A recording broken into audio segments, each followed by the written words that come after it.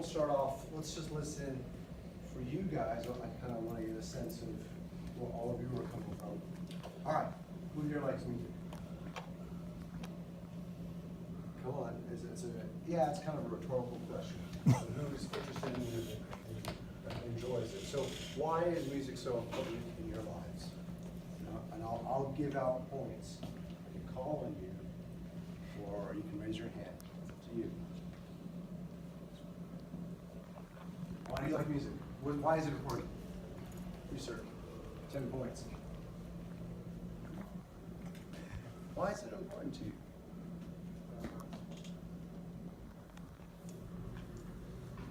Get the day started. Awesome. So inspiration, motivation, right? Anybody does sports? Like sports? Yeah. I mean, I run. I've got my playlist. I got, what helps with running or sports? It's what? You go to a game, and hopefully some of you guys will go to the UT men's basketball game because they're killing it, right? But what do they have between each of the plays, right? Motivation. Huh? Motivation, yeah. And the rhythm, the energy it gets you, it becomes a fight song, becomes a personal anthem. All right, good. 10 points. Welcome. What about more? Why do we listen to music? It gets you ready. Gets you ready. Who said that? Where are you? 10 points. Absolutely. So it gets you in a state of being, state of mind, focused, right? More. Just keep us calm. Keeps you calm. Brilliant. Yeah, 10 points. You guys are right. 10 points. I'm not going to go around. So it keeps you calm. So it helps you. It helps you find a space maybe away from the space that you're in, right? And it helps you get to the space where you want to be in, you're rather be in. A lot of people help me get through the day. Through the day? Great, 10 points, love it. Yeah, so it's that moment of suspension of disbelief, and it helps you. All right, so for me personally, there are songs, bands that really inspire me, motivate me, protect me, right? Because shoot, life is rough, it's hard. And we have these anthems, these fight songs, these marker points in our lives. Now for me, I'm a little bit older than you guys, but these markers definitely are important milestones in my life. Now when I was your age, what are we at? Juniors, seniors, freshmen, sophomore, seniors? Okay, so all across the board here, but I have certain songs that I remember. I won't say the date because it's right. But I remember. Okay, that song. Oh man, that's when she broke my heart. Oh man, that was our song. That's bring in the weekend. It's Friday night. Let's go out. Let's make this happen. Or this song. Man, no one understands me. I'm all alone. And this is my song. So those are important moments in my life, and it changes, right? Because you get older. You get exposed to more things, different people, different places, different ideas. So therefore, that taste is going to evolve and become more. I mean, I'm sure if we look at the narrative of your life, what's the word narrative mean? Somebody, help me out. You guys are great. You like the A-team. So, narrative. It's like the story. Story, great. 10 points. All right. So, it's the timeline, the story of one's life, my life. That established. So I challenge a lot of our students, if you had a desert island playlist, top 25 songs, these are only 25 songs that you can live with for the rest of your life.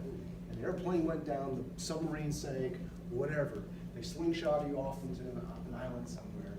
What 25 songs would they be? Now, you don't need to tell me, just think about it. And they can go back from like, look, you're set up. That's awesome.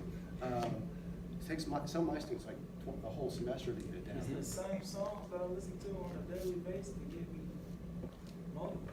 Yeah. Now that changes. Now, of course, when you were younger, and I've got a 3-year-old son, it's Daniel Tiger and Mary Poppins and what is it? Everything's Awesome. Lego movie. So, but it changes. When I was a kid, when I was a teenager, when I was in high school, when I was in college, and of course now. And those are kind of interesting markers in your life, the narrative of your life. You can trace your life. And isn't it neat? And they use this, of course, for music therapy. It helps people that have dementia and some mental problems, helps them focus, help them kind of recall lost memories. So it is a means of protection, right? The place that we can go where no one else invades our space. Music is that important. So obviously, this is an interesting aspect about music and sound, because it's a universal language. So if I was from Österreich, Austria, Germany, Austria, and Europe, and I only spoke German, and I didn't speak any English, but give me a band or artist or song you'd like right now. One more time. Alexander Grande. Perfect. Okay. So, anybody here likes Alexander Grande? I don't know what that is. Okay. Yeah, Ariana. Ariana. Yeah. Ariana Grande? Yeah, Ariana Grande. Sorry, Yeah. Sorry. Ariana Grande. You're brilliant. 10 points. All right. Who knows Ariana Grande? Right? Now I do. Yeah. Do you know? Do you like her? Yeah. All right. You do. You guys might not be buddies, might not be friends. You know. You may, or you may be, but let's say, she's from Austria, you're not, you're from Knoxville, Tennessee, or even the same school, but there's something in common, a mutual respect and appreciation, there's gonna be some music that I like. You may don't know me, I don't know you, but we got some bond, there's a commonality, music you like, an artist. Artist, NBA Young. Great, fantastic, you. I was thinking, oh no. You, sir. Me? Yeah. Pressure. That is a lot. How about you?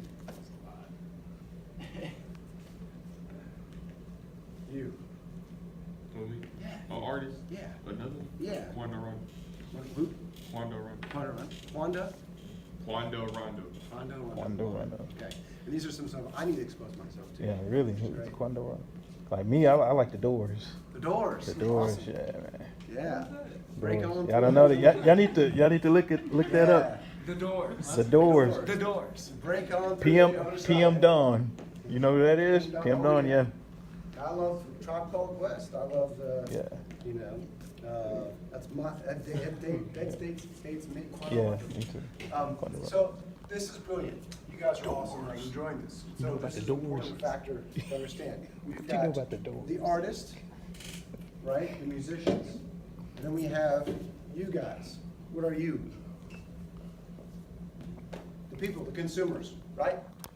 So there's an important person, man, woman, in between. Who is that? You and whoever else. Yeah, we have the consumers, of course, you guys, and the artists. So who's in between? Well, The lyrics, the music. the music, but the producer, yes.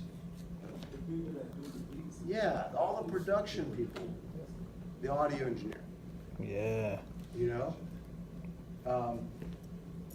I have produced a lot of records, albums, songs, content, sound design for TV, television, some movies, and live performances. And my job is to make sure if the Knoxville Jazz Orchestra is on stage and we have a full house at the Tennessee Theater, I gotta make sure they sound good. That everybody all 1,600 people in that theater have a good experience. If you guys go to church on Sunday, if you got a really good band on stage and it's a really good message from the pastor, you want to make sure everybody's hearing it, right? True to the message itself, true to the artist on stage. And so you are the person of last defense, basically. And that is an important job to have, and it has so many variables and so many opportunities for audio engineers. So, that's where I come in. That's where this program audio production engineering. And that's kind of why you guys are in this class, I would think, right? So this is at Pellissippi State. And so I'll talk about some of the metrics, so data, and this will drive the conversation, my lecture. So in 2017, about 121,000 salaried freelancers, self-employed nationwide. That's a 10% increase in 1 year. 2017, basically median salary for an audio engineer is $53,000 a year. That's a 77% increase in 17 years. Can you see? Is it better? Perfect. Yeah, if you need to see, come on out for it. I've got these. So come on. You're my age. So, all right, and then basically nowadays, I'll get to the last one, but why do you think this has occurred? There's been such a exponential growth and demand for audio engineers in society or industry. Anybody ideas? This is 2017, and it says 15-year period, so if you back that up, 17 take away 15 gives you what? 2002. God, man, 18. ACT. So what happened between 2002 and 2017? What changed? What paradigm shifted? All right, absolutely, man. You got it. So for me as a consumer, when I was probably your age, what do you think was the medium I consumed my music on?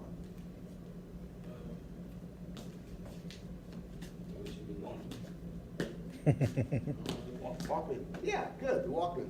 Actually, it's like a walker, showing how old I am. Yeah. The Walkman, the Sony Walkman. If you ever know, what medium did that use? Remember tapes? Yeah. Audio cassette tapes. Was it like 8? Hmm? You're going out. You're going to like 8 tracks. That's like in the 70s. Yeah. That's the 70s, 80s. Yeah. We switched to cassette tapes in the 80s, but yeah, we did have an old Chevy Nova that had a 8-track. Cassette track, right. So no, he's absolutely right. So I had regular cassettes, and then of course we had CDs. Now something happened around this time, and later on mostly, but something Apple invented. Not quite the cell phones, before the cell phone.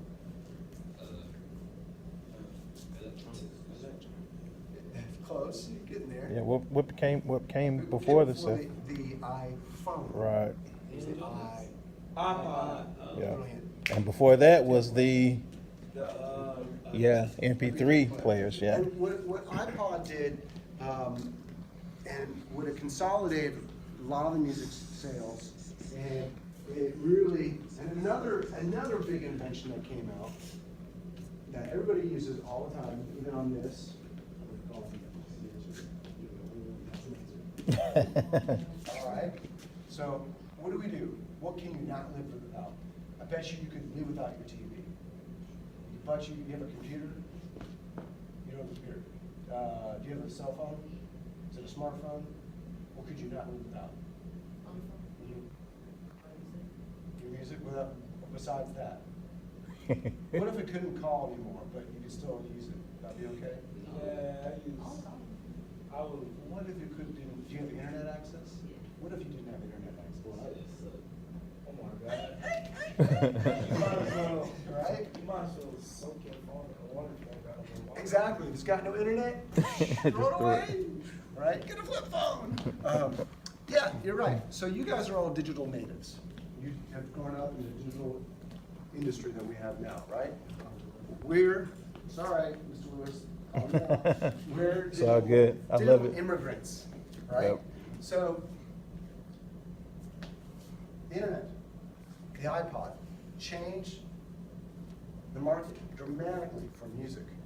So we had a transition to the normal A&R kind of industry model is that you had a band that got signed and you would make a lot of your money off of record sales, CD sales, tape sales, and stuff like that. That doesn't happen anymore. How many of you pay for your music? I don't. There you go. That's what I'm hearing. I do. But that's my choice. And I can, I got a job, but most of you don't, right?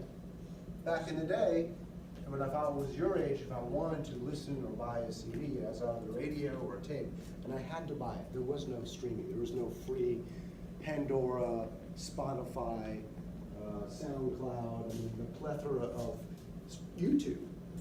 So I had to pay for everything. So, and as an artist, you can make a lot of their sales by just selling records or CDs or tapes, these media. Okay, you can't do that anymore. What do you think? How do artists make money now? Bands, shows, brilliant.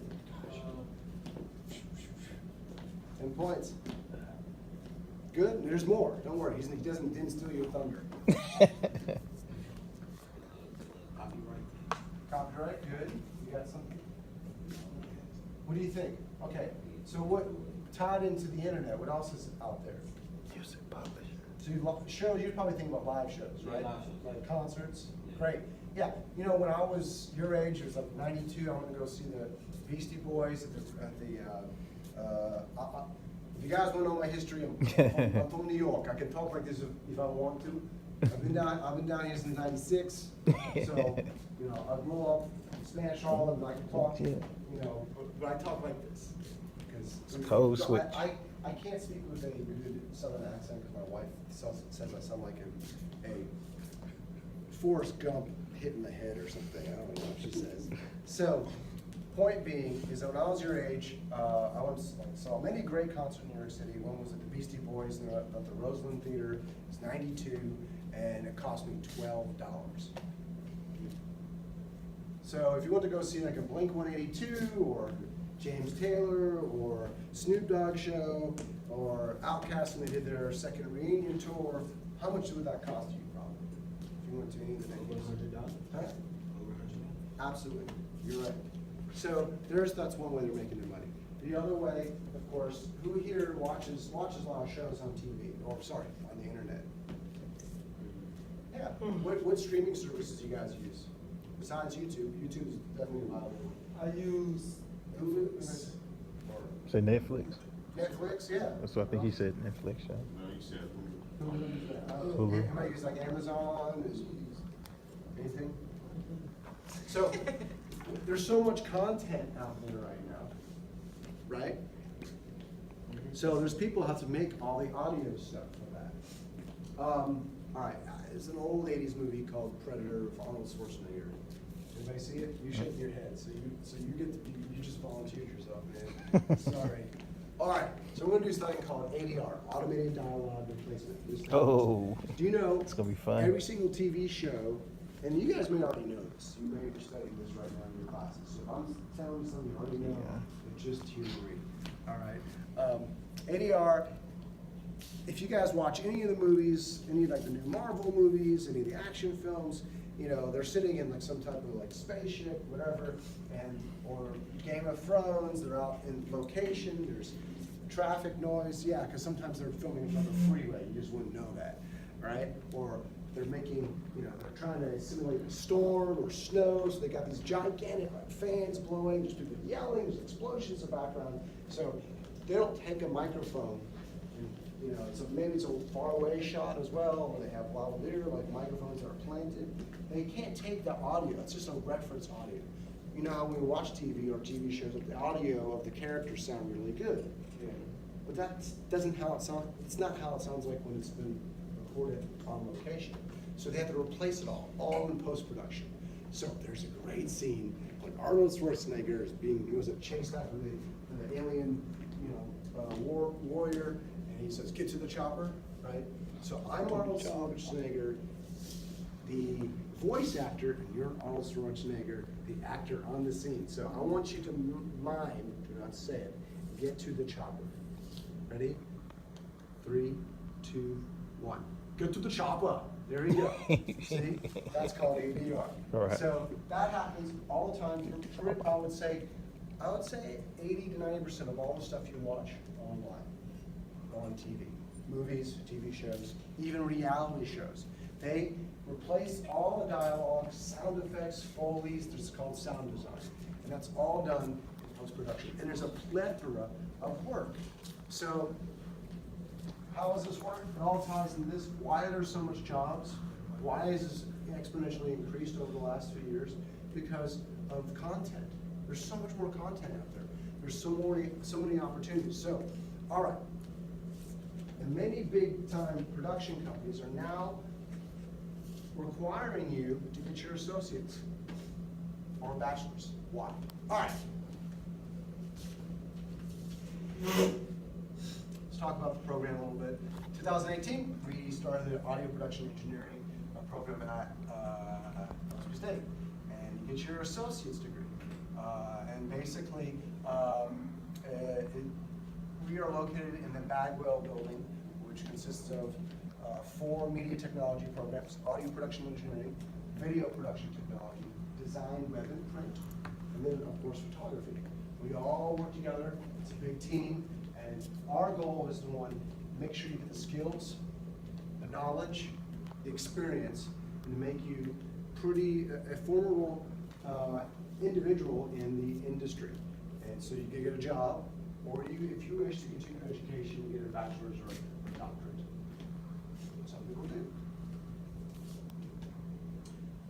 Our sections for our courses this semester are pretty much full, which is great. Yay. All right, so these are all the courses that you take.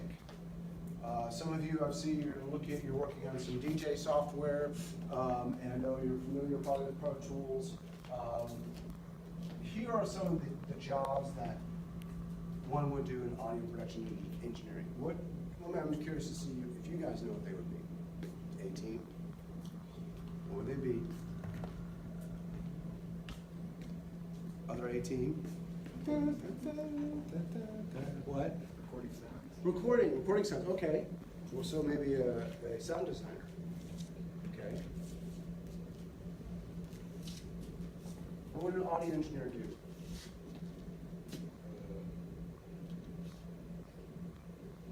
You can yell it. So, all right, I'll help you out. Recording engineer, like a recording studio, right? A producer. What is a producer? That produce. Yeah. That is interesting. Go ahead. That's what I thought. It makes sense. Yeah. Okay. That is actually an incorrect representation. That has been categorized. A producer in the traditional sense, and if you're looking at it from a union perspective, a producer is someone like Sam Phillips or Quincy Jones. Let's see some other ones. Phil Spector, Sir George Martin. You guys should write this down, take notes. These are important people that, all right, you have the artist. So Quincy Jones, someone like Michael Jackson. At the time, he was well known, but because of the Jackson 5, but he wasn't Michael, as we know him now. He didn't release Off the Wall or any of those Thriller records. And we took him and took this young, talented guy and gave him direction, new ideas, and said, hey, you know what? Let's do this. Let's do this. I want to hire these people. We're going to make some records. We're going to make a lot of money. Be very successful. So a producer not necessarily is a person who just makes beats. That's an artist. A producer knows a lot of the history, has a lot of experience in different genres of music. He's more of an orchestrator. It can take an artist and refine the artist, push the artist, elevate the artist, or rein in the artist, control the artist. Because some artists are a little too crazy. And it says, you know what? We need less is more here. So that technically is what a producer does. Now, I hear a lot of people say, I want to be a producer, I want to be a producer. It's like, okay, so what do you produce? Oh, here's my song, here's my mix. I go, that's you. That's you, and there's a lot of yous out there. But what can you do that's the next level? So you need to make sure if you want to be a producer, you have to expose yourself to a lot. Hang in there. Expose yourself to a lot of other music genres, ideas, to make sure, you know, if you're going to be a coach, right? You want to have a lot of experience. You can't just because you play something doesn't make you a coach. Just because you learn this stuff doesn't make you a teacher, right? So you kind of as a teacher, like, I don't know, I'm not a big football. I never played football. I don't know a lot about it, so I'm not gonna be a good football coach, okay? I haven't experienced or lived it. All right, so we talked about recording engineer, sound designer, a producer, live sound for concerts, for mixing concerts, broadcast, radio, television, be an artist, a music artist. These are all the elements that are in our program. So if you come to Pellissippi State, of course, you would take all these courses. And by the time that you're done, we want to hook you up and do your internship. We want to hook you up to basically you be interning with a local company and focusing on something that you're really interested in. So, did you guys know that Knoxville, Tennessee houses one of the largest per capita, pretty much post-production facilities? We have Discovery Channel, River, Jupiter, and a bunch of other networks here that are producing content. Comes out of Knoxville. You know who we compete with? New York City, LA. So you can get a job here. And most jobs, if you're working on the stage, as a stagehand, pay starts off around $12 to $15 an hour. As an engineer, you go from 20 to 25. If you're doing post-production, you get, or actually some A1 positions as an engineer, you can be making about $50 an hour. I know for an A2 in a broadcast truck for ESPN here, you go on basketball games, A2 position, that's the assistant, makes $475 a day. A1 is anywhere from $575 to $750. That's pretty good money. Then you can also go on tour if you want to, make really good money. And at your age, that's great, because basically you guys are young enough and hopefully you're don't have a family and you can go on tour. Now, if you got a family, it's good too, because you make good money. You can say, hey, here's a check. Don't spend it all in one place, right? All right. Tools of the workforce, basically, there's recording, editing, mixing, mastering. You guys know what mastering means? Anybody? It's okay, good. Mastering is basically making sure the sound sounds great on your earbuds, your computer speakers, your car speakers, right? Or big, awesome $300,000 stereo system. So that's what a mastering engineer. So that in itself is an art and a field in itself. I mean, you gotta be like a super audiophile that just loves just sound in itself. Sound design, broadcast, post-production, house of worship, design, installation. There's so many wonderful, awesome churches in this area that have the coolest equipment. And you have access to it, and it's a safe environment. Tour production, design, installation, and a contract freelancer. All right, so here we go. Let's come to the truth, reality. Why should you